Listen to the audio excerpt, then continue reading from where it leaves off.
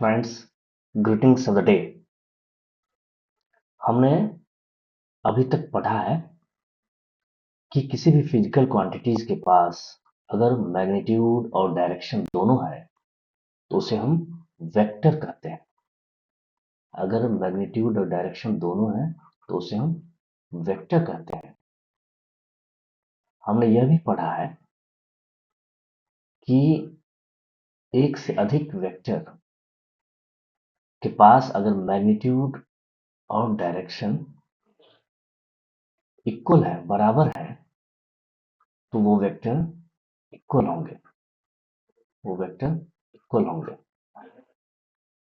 आइए वेक्टर से रिलेटेड एक और कंसेप्ट को जानते हैं, वेक्टर का नोटेशन। हम जानते हैं कि वेक्टर को हम रिप्रेजेंट एक एरो के तहत करते हैं।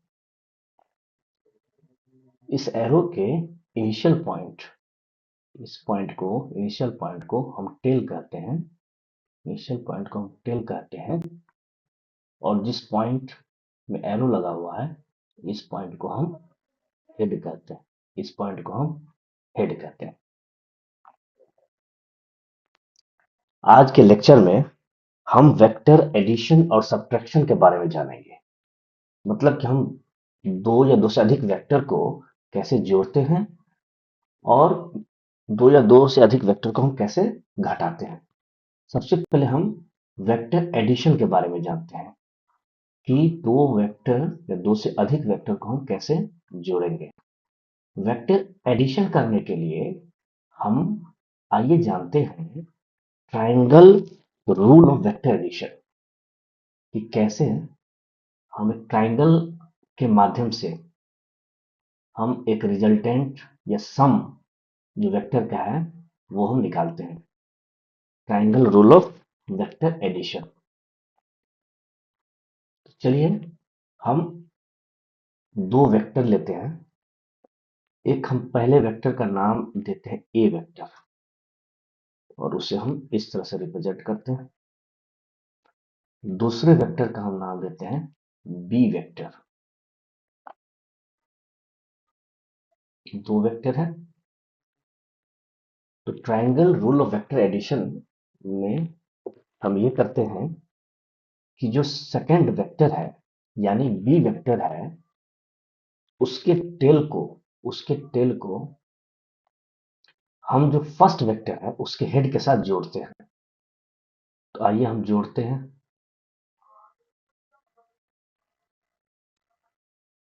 उसके बाद जो रिजल्टेंट वेक्टर है यानी ए वेक्टर प्लस बी वेक्टर होगा, वो वेक्टर होगा जो, या उस वेक्टर का इनिशियल पॉइंट होगा फर्स्ट वेक्टर के टेल और फाइनल पॉइंट होगा सेकंड वेक्टर का एरो, जो कि रिप्रेजेंट होगा इस तरह से। तो ये जो वेक्टर है ये होगा ए वेक्टर प्लस बी वेक्टर, यानी ये वेक्टर होगा रिजल्टेंट वेक्टर। ए वेक्टर और बी वेक्टर का सम होगा ये, ए वेक्टर प्लस बी वेक्टर। इसे हम फिगर 1 नाम दे देते हैं। इसी बात को हम दूसरे तरीके से भी समझते हैं कि ए वेक्टर और बी वेक्टर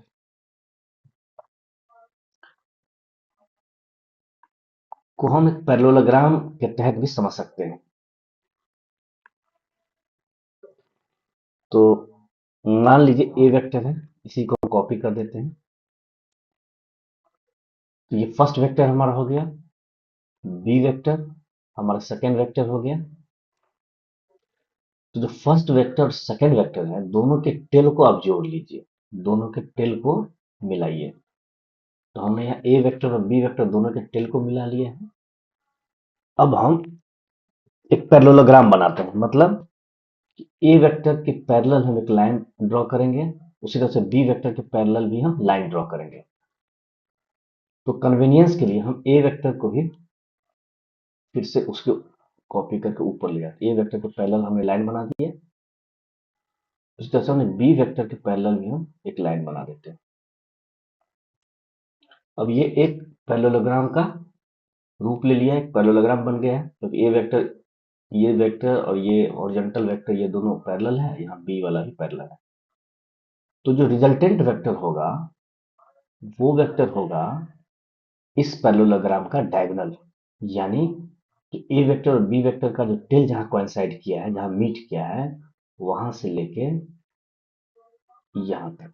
तो ये जो है ये होगा ए वेक्टर प्लस बी वेक्टर। तो ये होगा समेशन ए वेक्टर और बी वेक्टर। दो तरीका से हम रिजल्टेंट निकाल सकते हैं, ए वेक्टर और बी वेक्टर का सम निकाल सकते हैं दो तरीके से। एक पैरेललोग्राम है कंस्ट्रक्शन करने से, और ट्रायंगल को कंस्ट्रक्शन करने से हम निकाल सकते हैं। अब मान लीजिए इस पैरेललोग्राम के कॉर्नर का हम कुछ नाम दे देते हैं। मान लीजिए हम देते हैं इसका नाम पी दे देते हैं, क्यू आर और एस दे देते हैं। तो हम कह सकते हैं जो P Q vector plus P R vector is equal to P S vector. P Q vector क्या है? पी क्यू वेक्टर क्या है? ए वेक्टर है, तो ए वेक्टर है। और पी आर वेक्टर क्या है? बी वेक्टर है, बी वेक्टर है इज इक्वल टू, और पी एस वेक्टर क्या हो गया? ए वेक्टर प्लस बी वेक्टर हो गया। यही रिजल्टेंट वेक्टर हो गया।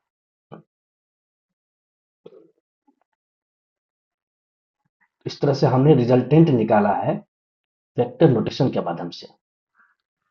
लेकिन हमें अगर प्रॉब्लम एग्जाम में सॉल्व करने हैं तो उसमें हमें दो बातों को पूछा जाता है। एक तो हमें वेक्टर का मैग्नीट्यूड निकालना है रिजल्टेंट वेक्टर का, और उसका डायरेक्शन निकालना है। तो आइए हम उसे एक एग्जाम्पल के माध्यम से समझते हैं। मान लीजिए एग्जाम्पल में हमें गिवन है कि ए वेक्टर का मैग्नीट्यूड ए है, बी वेक्टर का मैग्नीट्यूड बी है, और एंगल ए और बी के बीच में है। इस फिगर से हम उस एग्जाम्पल को सॉल्व करते हैं। Angle between A and B vector, मतलब ये एंगल जो है वो थीटा है, ये एंगल थीटा है, मतलब angle angle angle Q P R जो है वो थीटा है। तो हम इस इसे हम कैसे सॉल्व करेंगे मैग्नीट्यूड और डायरेक्शन निकालने के लिए। तो आइए सबसे पहले हम एस से एक वर्टिकल लाइन ड्रॉ करते हैं, एक वर्टिकल लाइन ड्रॉ करते हैं जो कि मीट करे PQ को, जब वो एक्सटेंड हो इस डायरेक्शन में। मान लीजिए ये PQ से जो एक्सटेंडेड लाइन है और एस से जो वर्टिकल लाइन है ये मीट कर रहा है T पॉइंट पे, और ये एंगल 90 डिग्री होगा। तो हमें मैग्नीट्यूड निकालने के लिए, मैग्नीट्यूड जो है रिजल्टेंट वेक्टर का मैग्नीट्यूड निकालने के हमें पीएस वेक्टर का मैग्नीट्यूड निकालना पड़ेगा। तो पीएस वेक्टर, तो अगर हम ये ट्राइंगल लेते हैं, ट्राइंगल पी टी एस, तो मैग्नीट्यूड निकालने के लिए पीएस का हम क्या लिख सकते हैं? पीएस का जो लेंथ है या मैग्नीट्यूड है वो होगा,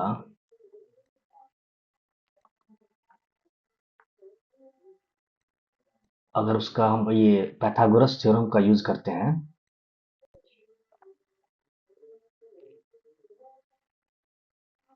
पीएस पीएस का स्क्वायर, पीएस लेंथ का square is equal to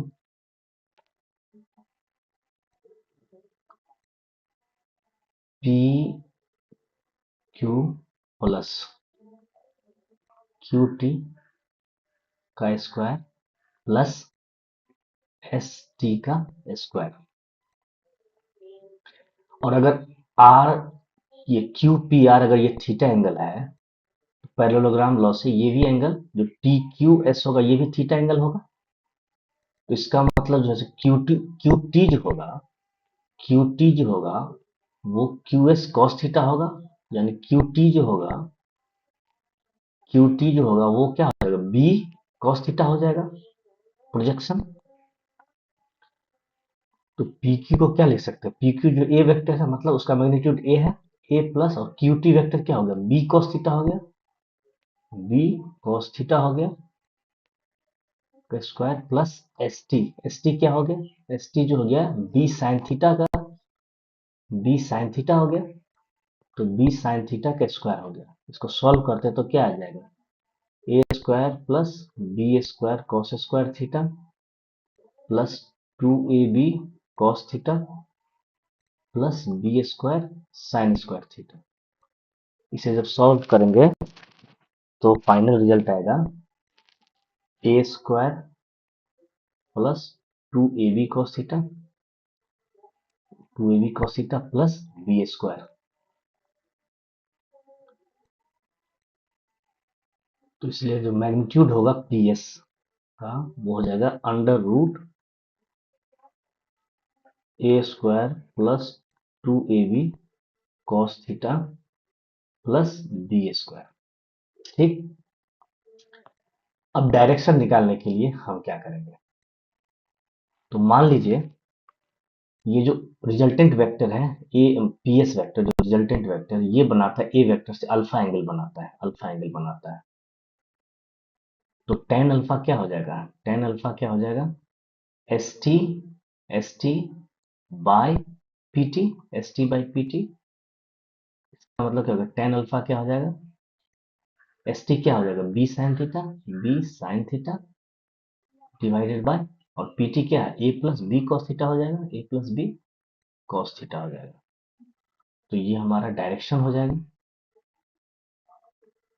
tan alpha direction हो जाएगा, और मैग्नीट्यूड हमारा A square plus two A B cos theta plus B square हो जाएगा। हमें एक और बात का ध्यान देना पड़ेगा, जब भी हम वेक्टर लिखे तब हमें उसके ऊपर एरो का साइन देना जरूरी है। पी क्यू के ऊपर हमें एरो का साइन देना, क्योंकि ये वेक्टर को रिप्रेजेंट कर रहा है तो उसके ऊपर एरो का साइन देना जरूरी है। पी क्यू के ऊपर भी, क्यू टी के ऊपर भी, क्यू टी भी एक वेक्टर है, एस टी के ऊपर भी देना पड़ेगा। तो इस समय पी एस के ऊपर भी वेक्टर में एरो का साइन देना जरूरी है। आइए अब हम सब्ट्रैक्शन ऑफ वेक्टर के बारे में जानते हैं। सब्ट्रैक्शन ऑफ वेक्टर, मान लीजिए इसी एग्जांपल में अगर हमें ए वेक्टर माइनस बी वेक्टर के बारे में पता करना हो, ए वेक्टर माइनस बी वेक्टर क्या होगा, तो उसमें हमें बस ये करना है कि जो निगेटिव वेक्टर है उसका हमें डायरेक्शन बस चेंज करना है। मान लीजिए बी वेक्टर है, उसका डायरेक्शन इधर है, तो यहाँ माइनस बी है तो इसलिए उसका डायरेक्शन जस्ट अपोजिट हो जाएगा, जस्ट अपोजिट हो जाएगा। तो ये हो जाएगा minus B vector, minus B vector. मतलब उसमें माइनस बी वेक्टर में मैग्नीट्यूड तो सेम रहेगा लेकिन डायरेक्शन अपोजिट हो जाएगा। तो triangle rule of vector addition से क्या रिजल्टेंट क्या होगा कि जो पहले फर्स्ट जो वेक्टर है उसका टेल को हम जो रिजल्टेंट वेक्टर है और जो सेकंड वेक्टर है उसके हेड के साथ जोड़ते हैं। तो ये जो है सो ये ए वेक्टर माइनस बी वेक्टर हो जाएगा, ए वेक्टर माइनस ए वेक्टर माइनस बी वेक्टर हो जाएगा। उसी तरह से जो पैरेललोग्राम जब बना है इसमें भी सेम चीज होगा। ये बी वेक्टर है तो जस्ट इसका अपोजिट माइनस बी वेक्टर हो जाएगा, इसका अपोजिट माइनस बी वेक्टर हो जाएगा, माइनस बी वेक्टर हो जाएगा। और तब हम पैरेललोग्राम कंस्ट्रक्ट करेंगे, तो हम पैरेललोग्राम कंस्ट्रक्ट करेंगे और जो डायगोनल है, और जो डायगोनल है वही हमारा रिजल्टेंट वेक्टर हो जाएगा, यानी ए वेक्टर माइनस बी वेक्टर हो जाएगा। मुझे आशा है कि आपको एडिशन और सब्ट्रैक्शन ऑफ वेक्टर समझ में आ गया होगा।